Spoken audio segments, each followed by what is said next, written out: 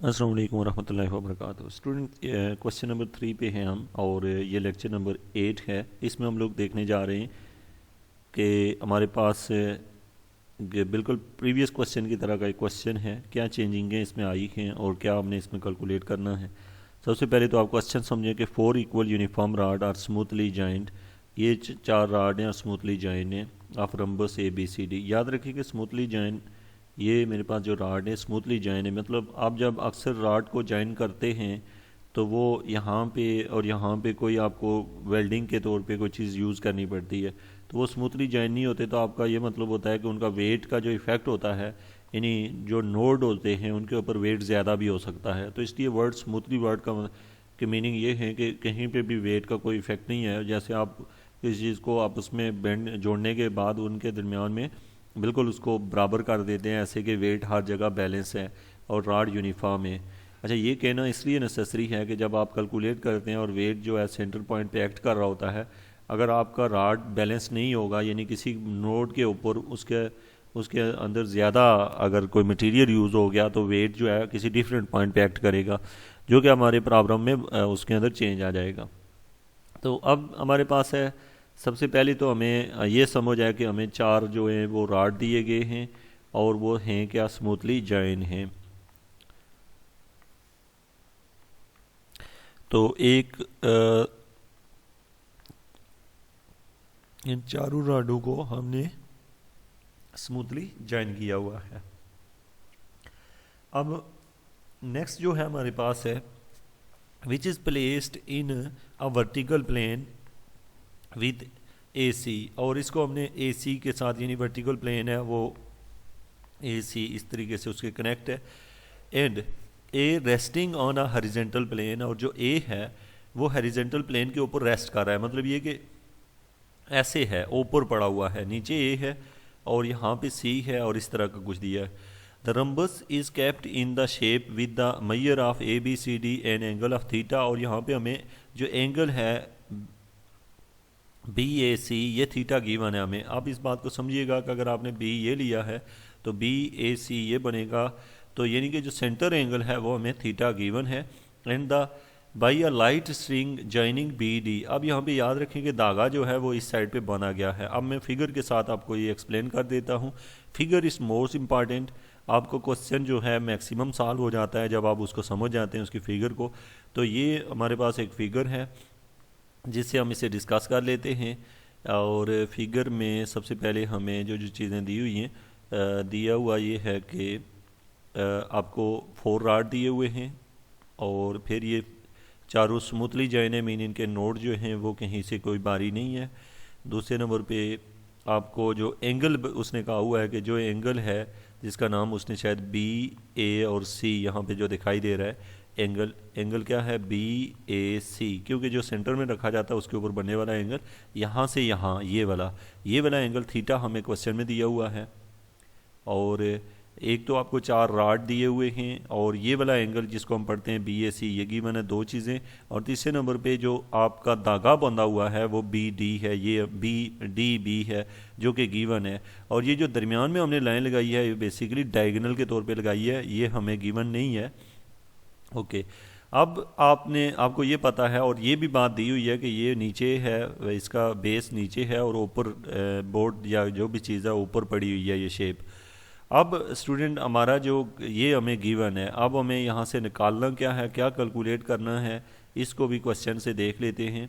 और उसने कहा यहाँ है कि आपने कैलकुलेट करना है कि इसको यहाँ से find the tension in the string, हमने धागे के अंदर मौजूद टेंशन निकालनी है। तो आपको ये पता है कि क्वेश्चन में क्या कैलकुलेट करना है, ये जो टेंशन है इसकी वैल्यू कैलकुलेट करनी है। अब स्टूडेंट इसको लिखना बहुत आसान है, जैसे कि आप इसको समझ चुके हैं। आप इसको अपनी वर्डिंग में लिखें और सबसे पहले लिखें कि let W be the weight of each rod, हमने हर राड का वेट W है और इसका मतलब है चारों राडों का वेट 4W हो जाएगा, which act at a point G, और ये इनका वेट G पॉइंट पे एक्ट कर रहा है। याद रखें जी पे क्यों एक्ट करता है आपको पता है कि जैसे ना एक बंदा उसका वेट अगर कोई पूछे कहाँ एक्ट करता है तो आप कहते हैं उसकी नाफ के ऊपर वेट जो होता है टोटल वेट उसका एक्ट कर रहा होता है। यानी कि आप एक पेंसिल लें तो पेंसिल में एक हाथ जगह होती है जिसके नीचे आप उंगली रखें तो पेंसिल नीचे नहीं गिरती, तो इसका मतलब ये होता है कि उसका वेट उस जगह पे एक्ट कर रहा होता है। तो इसी तरह से ये चूँकि एक ऐसी बॉडी है और इसका वेट सेंटर पे एक्ट कर रहा है और इसका सेट वेट जो है इस जी पॉइंट पे एक्ट करने की रीज़न ये भी है कि आपको जो बॉडी गिवन है ये बॉडी जो है यूनिफॉर्मली स्मूथ रॉड दिए हुए हैं और इस वजह से ऐसा है। अब हमने कहा कि और साथ में ये एंगल भी गिवन है हमें, इस एंगल का नाम है BAC और ये भी हमें थीटा दिया हुआ है। यहाँ तक की इन्फॉर्मेशन हमें पता है। अब स्टूडेंट हम प्रूव ये करना चाहते फाइंड करना चाहते हैं कि टेंशन कितनी है, ये जो धागा है इसके अंदर कितनी टेंशन है, ये चीज़ हम कैलकुलेट करना चाह रहे हैं।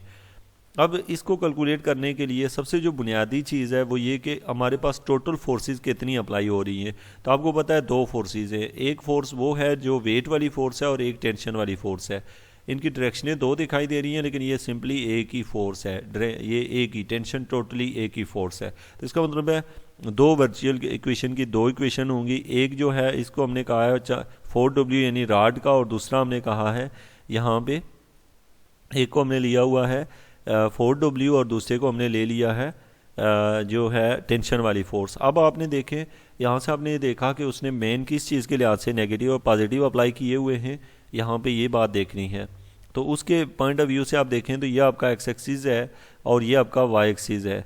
तो अगर हम यहाँ से देखें तो ओवरऑल हम ये देख रहे हैं कि जो वेटिंग इफेक्ट है अगर वाई एक्सिस उसको ले रहे हैं तो ये नीचे की तरफ बढ़ रहा है, मीन वाई पॉजिटिव इधर है और नेगेटिव इधर है।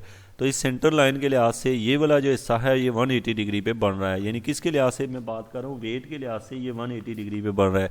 इसलिए आपको पता है कि फार्मूला होता है F.D वेक्टर फॉर्म में और स्केलर फॉर्म में होता है FD cos of 180 degree, 180 degree -1 होता है इसलिए -FD। तो यहाँ पे हमने ये वर्ड यूज़ किया है माइनस वेट इंटू, अच्छा साथ में ये डिस्टेंस जो है वो चेंज इन AG है, AG के अंदर जो चेंज आएगा वो इसका डिस्टेंस होगा। अच्छा आपका सवाल है क्यों AG के अंदर जो चेंज है वो डिस्टेंस क्यों होगा, क्योंकि जो ऑल वेट जहाँ पे एक्ट कर रहा है और किस पॉइंट के लिहाज से कर रहा है उसके दरमियान हमने डिस्टेंस देखा और ये डिस्टेंस हमने टोटल इसलिए नहीं लिखा क्योंकि हम वर्चुअल वर्क को स्टडी करें और वर्चुअल वर्क में एक्चुअली ये डिस्प्लेसमेंट नहीं है, इसके अंदर जो चेंज आएगा वो डिस्प्लेसमेंट होगी। इसी तरीके से अब हम आते हैं टेंशन को। अब इसका मतलब है टेंशन जो है स्टूडेंट हमने अगर एक्स एक्सिस इसको लिया है तो इसका मतलब है टेंशन को हम इसके लिहाज से देख रहे हैं, यानी यहाँ से यहाँ तक का एंगल, तो यहाँ से यहाँ तक का एंगल जो है वो बनने वाला जो एंगल है ये जो हमारे पास फोर्सेस के लिहाज से है तो ये एंगल भी 180 ही बन रहा है। अच्छा ये और पिछले एंगल में क्या डिफरेंस है, वो एंगल इस तरह से है कि वाई एक्सिस के चूँकि हम यहाँ पे रिस्पेक्ट टू वेट के रिस्पेक्ट से देख रहे थे, ये याद रखिएगा, इसमें वेट के रिस्पेक्ट से देख रहे थे और इसमें टेंशन के रिस्पेक्ट से देख रहे हैं। तो टेंशन के रिस्पेक्ट से ये एंगल क्योंकि इधर भी टेंशन है इधर, तो ये 180 बना रही है और वेट के रिस्पेक्ट से ये 180 बना रही थी, वेट के रिस्पेक्ट से, ना कि आप इसको एक्सिस के रिस्पेक्ट से उस तरह देख रहे हो। इस पॉइंट को क्लियर कर लीजिएगा, वेट के रिस्पेक्ट से मतलब वेट की डायरेक्शन भी यही है और एक्सिस के रिस्पेक्ट से ये और एक, तो अब हमने यहाँ से लेके यहाँ तक एंगल लिया था 180, लेकिन अगर हम देख रहे हैं टेंशन के रिस्पेक्ट से तो ये लाइन वेट के रिस्पेक्ट से है, एक्स एक्सिस बना रही है और ये वेट के रिस्पेक्ट टेंशन के लिहाज से बना रही है। अब यहाँ से ये जो दो इक्वेशन है ये हमने लिख ली, ये इक्वेशन अब वर्चुअल वर्क है। अब इस इक्वेशन में जो मेन पॉइंट होता है वो ये याद रखने का है कि आपके पास ये जो लाइन दी हुई होती है यहाँ पे और ये जो लाइन है, इस लाइन में दोनों में से नेगेटिव कॉमन लिया, ज़ीरो कर दिया, इक्वेशन नंबर 1 बन गई। अब आप इसे गौर से देखें तो यहाँ पे नीचे फ्रॉम फिगर आपने देखा कि AG = L cos थीटा।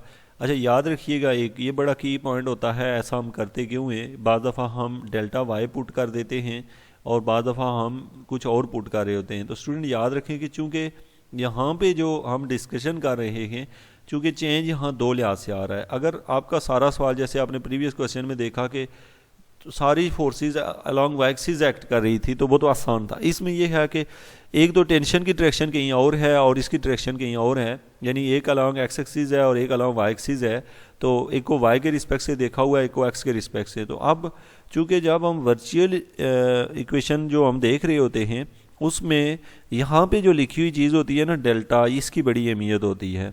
इसकी क्या अहमियत होती है, ये जो डेल्टा हम चाहते हैं कि डेल्टा दोनों सेम तरह से आए, मीन इसकी कीमत अगर वाई में है तो इसकी भी डेल्टा वाई में आए और इसकी भी डेल्टा वाई में, ताकि हम इन्हें कॉमन ले सकें। लेकिन अगर वैल्यू जो है एक की अगर थीटा में निकल रही है तो दूसरे को भी थीटा में ही हम निकालते हैं। अब स्टूडेंट और कैसे हमें पता चलता है कि ये वैल्यू, अब आप ये समझ गए हैं कि इसकी वैल्यू हम थीटा की फॉर्म में क्यों निकाल रहे हैं, क्योंकि अगर इसकी value in term of Y put करें तो इसकी वाई पुट नहीं कर सकते थे, इसलिए हमने इन्हें दोनों को थीटा के रिस्पेक्ट से कैलकुलेट करेंगे। अब आपको पता है कि दो चीज़ें आपको चाहिए और वो कैलकुलेट करनी है। फिगर से देखें तो आपको यहाँ पे आपकी अहमियत फिगर के उस हिस्से पे होती है जहाँ 90 राइट एंगल ट्राइंगल बन रही हो। अब आपको पता है कि अब इसमें 4 ट्राइंगलें बन रही हैं, 4 में से जो सबसे अहम ट्राइंगल है वो हमारे लिए ये वाली ट्राइंगल है, क्योंकि इस ट्राइंगल के अंदर थीटा गिवन है। अब हमने क्या करना है, जो थीटा आपको गिवन है इस थीटा की हेल्प से याद रखें कि आपने ये डिसाइड करना कि आप कौन सी ट्राइंगल पढ़ेंगे। इसका मतलब है हमें पता चल गया कि वी यूज़ दिस ट्राइंगल।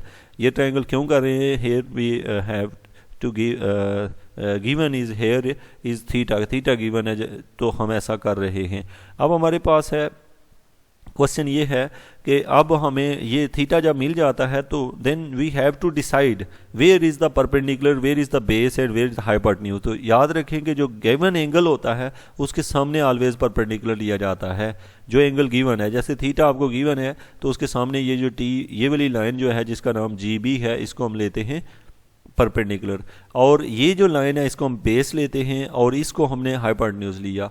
तो अब यू नो वेरी वेल कि यहाँ पे ये जो लाइन है ये बेस है, ये वाली लाइन जो है वो परपेंडिकुलर है और ये वाली लाइन हाइपोटेन्यूज है according to this angle theta. अब एक तो आपको इस बात का पता है, सेकेंडली आपके जहन में ये है कि हम what we have to do in this problem, तो हम करना क्या चाह रहे हैं, why we study this triangle। तो इसलिए कर रहे हैं क्योंकि आपका जो मेन क्वेश्चन है वो ये है कि हम इसको क्यों स्टडी कर रहे हैं। इसलिए स्टडी कर रहे हैं इस हिस्से को क्योंकि यहाँ हमें वैल्यू दी हुई थी। दूसरे नंबर पे जो हमारे पास इक्वेशन ऑफ वर्चुअल वर्क है उसमें दो चीज़ों की हमें ज़रूरत है। किसकी, एक इस लंबाई की यानी AG की ज़रूरत है जो कि इस ट्राइंगल से उसके बेस के इक्वल है, निकल जाएगा, और दूसरी जो रिक्वायरमेंट है हमारी वो इसकी है, ये जो है यानी DB की वैल्यू चाहिए जो कि हम इस ट्राइंगल के परपेंडिकुलर को कैलकुलेट कर लेंगे तो परपेंडिकुलर को डबल करेंगे तो DB भी मिल जाएगा। अब स्टूडेंट काफ़ी हद तक आपके पॉइंट बन चुके हैं, मैं इनको रिपीट इसलिए बार बार करूँगा ताकि आपको इसकी अंडरस्टैंडिंग हो जाए। तो सबसे पहली बात ये कि what we need to do, तो हमें जो ज़रूरी है हमारे लिए वो हमें ये करना है। यहाँ से इक्वेशन को गौर करें तो आपके सामने है नीचे इक्वेशन ऑफ वर्चुअल वर्क जो कि आपको ये दिखाई दे रही है। इसमें हमारे लिए इंपॉर्टेंट है AG और DB की वैल्यू। अब आपका पहला सवाल है कि AG की वैल्यू जो कि ये है इसकी जगह डेल्टा वाई रख दें, लेकिन हमने नहीं रखा। इसलिए नहीं रखा क्योंकि ये in term of delta Y और दूसरा in term of delta X आएगा, दोनों की वेरिएशन डिफरेंट हो रही होगी तो we can't able to taking common, हम कॉमन लेने के काबिल नहीं रहेंगे। तो इसलिए हम इन दोनों को एक ही फॉर्म में लिखना चाहते हैं। तो उसका सोल्यूशन हमारे पास क्या था, क्यों एक फॉर्म में लिखना चाहते हैं, ताकि डेल्टा थीटा की फॉर्म में ये थीटा जो दिया है। अब हमें पता है हमें AG की कीमत चाहिए और AG आपको पता है क्या है, आपका बेस है, और फिर आपको BD चाहिए। BD मीन ये वाली लंबाई चाहिए इक्वेशन के अंदर। तो ये DB वाली जो लंबाई है तो ये हम डायरेक्ट नहीं कैलकुलेट कर सकते, इसके लिए हम जस्ट ये जो लाइन है जिसका नाम GB है इस ट्राइंगल से वो निकालेंगे, डबल करेंगे तो ये निकलेगा। ओके, तो अब स्टूडेंट हमने स्टार्ट ले लिया इसको। अब हमारे लिए बेसिक क्या रिक्वायरमेंट होती है इसके बाद ये होता है कि याद रखें कि we have use some basic rules. Basic rule क्या होता है आपको पता है, some people have curly brown hair through proper brush. Some people have curly brown hair through proper brush. आप ये समझ चुके हैं कि मैंने ये साइन की डेफिनेशन लिखी है, ये काज की है और ये टेन की है। तो अब मुझे चाहिए क्या, उसके मुताबिक मैं इन ट्रिग्नोमेट्रिक रेशियोज़ को यूज़ करूँगा। इनको हम ट्रिग्नोमेट्रिक रेशियोज़ कहते हैं और ये जो ट्रिग्नोमेट्रिक रेशियोज़ हैं इनकी हेल्प से हम ये चीज़ें कैलकुलेट करने जा रहे हैं। Okay student, let's start to calculate this one. असल में हमारा मकसद क्या है, एक तो ये बेस कैलकुलेट करना। अब आपने ऐसा फार्मूला यूज़ करना है जिसमें से बेस निकल जाए। अब गौर करें तो आपने जब कहा सम पीपल हैव तो आपने साइन के अंदर देखा कोई बेस नहीं है। कर्ली ब्राउन हेयर में बेस मौजूद है, यानी बेस इसमें मौजूद है। अब स्टूडेंट बेस तो मौजूद है, लेकिन क्या हाइपोटेन्यूज हम यूज़ करेंगे? तो देखें हाइपोटेन्यूज ये है, तो इसकी कीमत हमें एल पता है, चूँकि सवाल में उसने बताया हुआ है कि तमाम राडों की लंबाई एल है। तो so this cos theta is the best for over calculation, क्योंकि हम बेस निकालने के लिए कास थीटा का फार्मूला बेस्ट है। तो अब स्टूडेंट हमने क्या किया, यहाँ पे हम यूज़ करने जा रहे हैं, कहाँ थे हम यहाँ पे कास थीटा। तो आपको पता है कास थीटा के रिस्पेक्ट से मैंने यहाँ पे कुछ वैल्यू ली है। Cos theta, where is the cos theta, मैं पेन ले लूँ। ओके, तो मैंने लिखा यहाँ पे कास थीटा। अब कास थीटा मीन इस एंगल के रिस्पेक्ट से ये इक्वल होता है करली ब्राउन हेयर। ब्राउन यहाँ पे क्या चीज़ है, यानी बेस की वैल्यू हमें दी हुई है 4W, सॉरी 4W नहीं है बल्कि AG है, बेस की W वैल्यू AG है, डिवाइडेड बाई नीचे हमें गिवन क्या है, हाइपोटेन्यूज की वैल्यू जो है वो L दी हुई है, तो ये निकली। अब इसका मतलब है AG की कीमत हमने निकाल ली है, AG की कीमत निकली है L cos theta, this one is the value of AG। Okay, अब देखें वर्चुअल वर्क में AG की कीमत मिल चुकी है। अब यहाँ पहुँचने के बाद नेक्स्ट वन इज़ टू से हमें DB चाहिए। अब DB चाहिए मीन के हमें क्या चाहिए, ये वैल्यू चाहिए जिसको हमने क्या कहा हुआ है, GB। अब GB कैसे निकालेंगे, हमें पता है GB is the perpendicular with respect to theta. तो अब ऐसा ट्रिग्नोमेट्रिक रेशियो जिसमें परपेंडिकुलर मौजूद हो और हाइपोटेन्यूज भी आए ताकि हम इसको निकाल सकें। तो हमने कहा साइन सम पीपल हैव, तो अब आपने देखा इसमें परपेंडिकुलर और हाइपोटेन्यूज दोनों मौजूद हैं, तो ओके इट्स मीन के साइन थीटा हमारे लिए बेस्ट है। अब हम इसको यूज़ करने जा रहे हैं, तो हमने लिखा यहाँ पे sine theta is equal to perpendicular की वैल्यू क्या है, ये है GB ओवर और L लिख दिया। अब L इधर मल्टीप्लाई होगा तो GB की वैल्यू हमारे पास निकली है L साइन थीटा। अब स्टूडेंट ये वैल्यू हमारे काम की नहीं है बल्कि हमें इसको डबल करना है, तो डबल करने के लिए इसे 2 से मल्टीप्लाई करते हैं, इसको भी 2 से मल्टीप्लाई करते हैं और हमारी वैल्यू निकल गई है DB। ओके, अब स्टूडेंट आप समझ चुके हैं कि हम ये दोनों वैल्यू कैलकुलेट कर चुके हैं। अब देखिएगा नीचे क्वेश्चन में हम क्या करने जा रहे हैं। जब ये वैल्यू हमें मिल चुकी है तो आप नीचे जाके देखें तो ये वैल्यू हमने यहाँ जाके सब्स्टिट्यूट की है, इस जगह पे यहाँ पे सब्स्टिट्यूट की है, ये वैल्यू निकली है और इसको यहाँ सब्स्टिट्यूट कर दिया। जब हमने सब्स्टिट्यूट किया तो यहाँ पे ये जो डेल है बेसिकली डेरिवेटिव को शो कर रहा है विद रिस्पेक्ट टू थीटा को। तो आपको पता है L यहाँ पे कांस्टेंट है, बाहर आ जाएगा, काज का डेरिवेटिव साइन हो जाएगा, इसी तरीके से साइन का डेरिवेटिव जो है वो काज हो जाएगा। अब डेरिवेटिव लेने के बाद चूँकि डेल्टा जो थीटा बाहर आ चुका है, डेल्टा थीटा जो है वो हमने, अब याद रखिएगा जैसे कोई आपसे कहता है साइन थीटा का डेल्टा के से डेरिवेटिव लें तो ये बन जाएगा कास थीटा और साथ में डेल्टा थीटा अगेन आ जाएगा, क्योंकि ये थीटा जो है कि डेल्टा कोई डेरिवेटिव है एनीथिंग किसी लिहाज से भी है, तो वो हमने ये लिखा हुआ है। अब हमने यहाँ से डेल्टा थीटा जो है वो कॉमन ले लिया। कॉमन लेने के बाद जो हमने कहा चूँकि डेल्टा थीटा जो है उसमें वो ज़ीरो नहीं है, तो इसका मतलब है उसके साथ वाला पार्ट ज़ीरो है। इसको थोड़ा सा सिंप्लीफाई करते हैं और बेसिकली आपको पता है इसमें से आप टेंशन कैलकुलेट करना चाहते हैं, तो आप जस्ट इसी क्वेश्चन को यहाँ पे इधर उधर करके टी की वैल्यू कैलकुलेट कर लेते हैं। तो ये था आपका ये क्वेश्चन। इस क्वेश्चन में चूँकि बेसिकली बहुत सारी चीज़ों को हमने डिस्कस किया है। आपको अगर किसी में भी प्रॉब्लम आ रही है तो आप मुझे कमेंट करें और ख़ास करके अगली वीडियो देखें, और अगली वीडियो देखने के बाद आपको खुद इन चीज़ों की पिछली वीडियो की समझ आती जाएगी। और तो thank you very much for watching education for all.